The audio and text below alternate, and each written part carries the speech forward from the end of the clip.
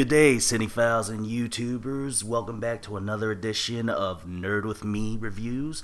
I'm your host, John Ricky, and today we are going to do something a little bit different. Instead of a usual live-action affair, I know there's only been two, but bear with me. I told you I was going to bring in a little bit something different, and we're going to go across the sea to one of the greatest mediums next to live action, and that's Japan animation, or more commonly known as anime. Now, I'm going to start off right. It's a really great treat. It's probably one of the classics. Today we're going to do a little movie called Ghost in the Shell. Now, with the imminent release of the American version or English language adaptation of the movie, I figured this would be a good time to talk about the original. But first and foremost, for those in the know, who are either anime fans or just really big film fans and have heard the whole rumblings about the whitewashing of the major character, yeah, I'm not really feeling that. I think it's a missed opportunity. I'll deal with it, but it's just like you could have taken a chance. That's all I'm saying with that. Is the fact that they could have gotten like a Maggie Q or a Zhang Ziyi, but I can understand financially why they would do it. It's a property that not many people would know besides, cinephiles and, but the major audience wouldn't really know what that is. So, I can understand them getting Scarlett Johansson. Not feeling it, but I'll see it anyway. Anyway, moving along. So anyway, Ghost in the Shell, it's a very influential film.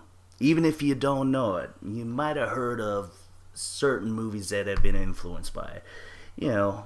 Especially this particular movie. It's kind of a smaller, unknown sci-fi film known as, The Matrix.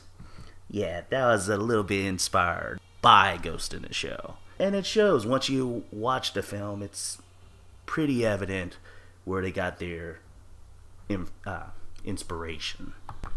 So Ghost in the Shell takes place in a world that seems like that it's where we're going. It's in a future where man and machine have kind of combined to become one, where people can change their body like a person goes to the store and changes clothes. It is both scary and fascinating at the same time. Basically, people are now your own body is now your computer, your laptop, your hacking device, your iPhone. Everything is built into you now, and it begs the question: are you really human at that point? That's what's incredible about this series, as well as giving you some heart-pounding action as well. Or film, rather. But that's the world that has been portrayed in this series so well, where you're just like, oh my god, we actually gotten to that point. And while we're really to immerse us into this world, we actually follow one of the peacekeepers or protectors of this type of universe in the form of a protagonist named Motoko Kusanagi, who is one of the leaders of this clandestine type of extreme anti-terrorism group called Section 9, which is kind of like this world's version of like an FBI / semi-CIA covert sort of deal where they're trying to take down terrorism. And what's the biggest type of terrorism in this world? Hacking. It's hacking to the extreme. It's pretty incredible. And she's put on the task of, and her crew are put on the task of finding this terrorist that nobody's seen. He's like the Bin Laden, Saddam Hussein of the hacking world, called the Puppet Master. Now, Kusanagi is a very interesting protagonist, especially in this world.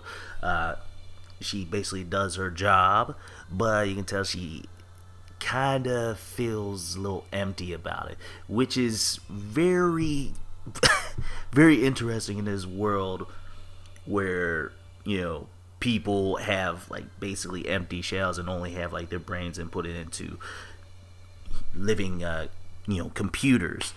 But yeah, you can tell that she has doubts about really anything existential. She's having an existential crisis or whatnot. But she's leading us to this puppet master who's hacking into people. Yeah, you heard me right.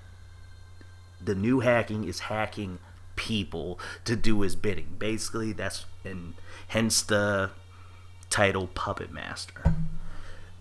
But that's what's incredible. They track down his ghost hacks. He hacks in the government officials. He hacks in the regular garbage men, which leads to this very interesting and beautiful looking action set piece that revolves with that is just like so incredible and just heart pounding.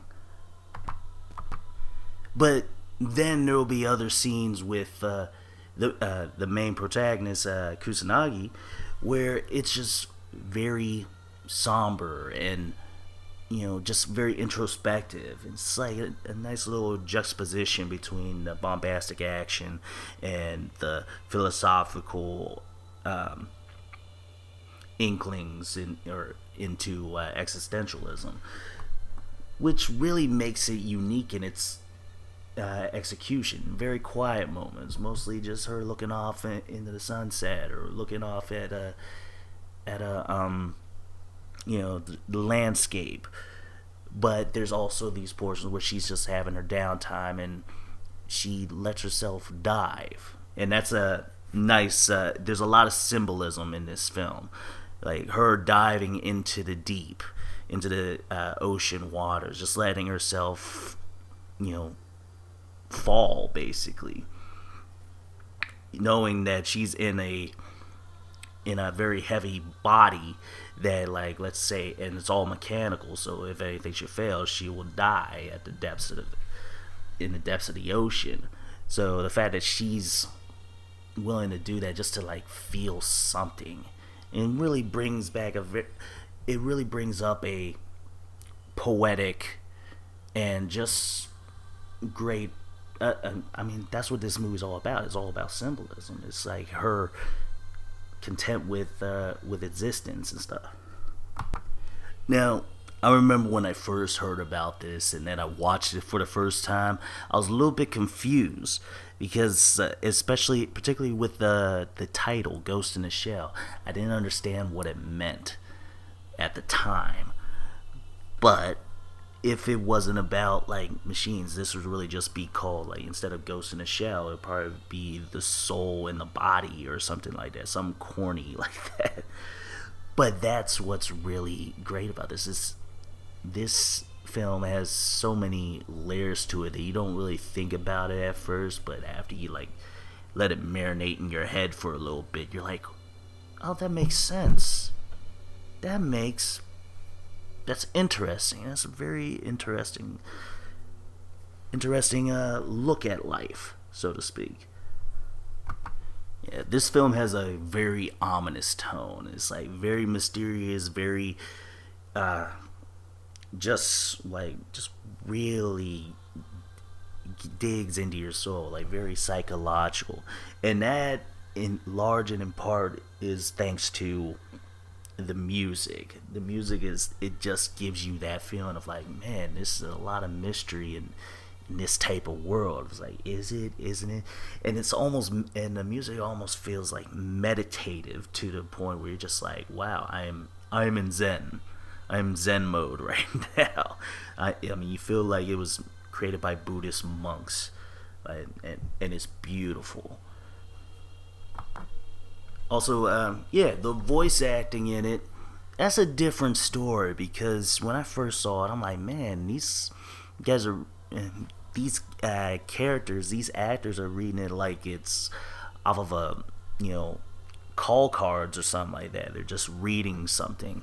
But then you really think about it in the context of the story, it actually makes sense that they kind of talk like that, almost a little bit emotionless, especially with the main character, Major Kusanagi, whereas like she's questioning if she actually exists, and she kind of reads off like, "Oh yeah, I'm going through the motions, da da da da da," but it works. It works in that respect.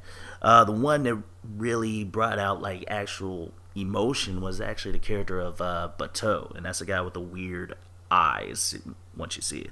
But yeah, he's the one who had most emotional impact, especially around the end. You're just like, oh man, stuff goes down, shit goes down, but portrayed it just well enough within the context of the story.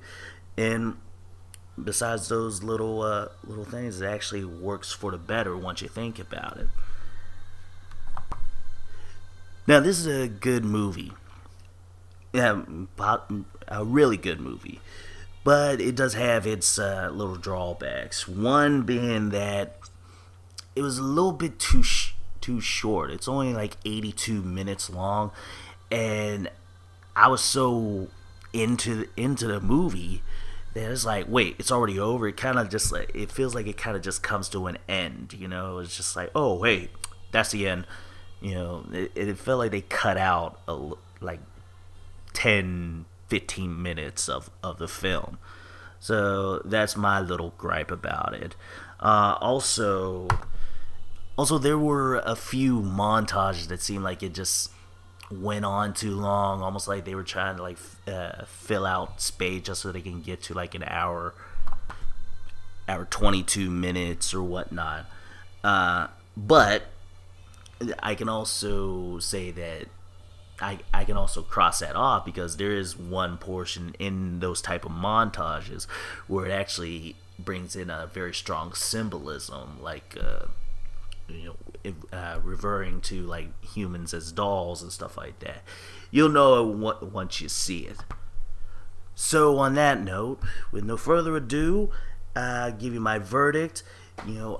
This is a great action set piece. The animation is top notch, even by today's standards. I mean, without the CG and everything. I mean, everything's so picturesque. It's beautiful. It's a little short, but it's still the impact of the film is not lost. So on that grade, I'm going to give it a B plus. It's a solid classic movie. I recommend, if you haven't watched anime, this is one of like the top 5 films or series that you would definitely be a great place to start. And I'll tell you, once you start, go all the way down the rabbit hole. It's beautiful, man. This, Akira, Ninja Scroll, I'll get to those later. But anyway, thanks for listening to me talk about a great anime classic. And hopefully I'll see you next time. Thanks for listening, Cinephiles and YouTubers. I'm John Ricky. Y'all take care of yourself now.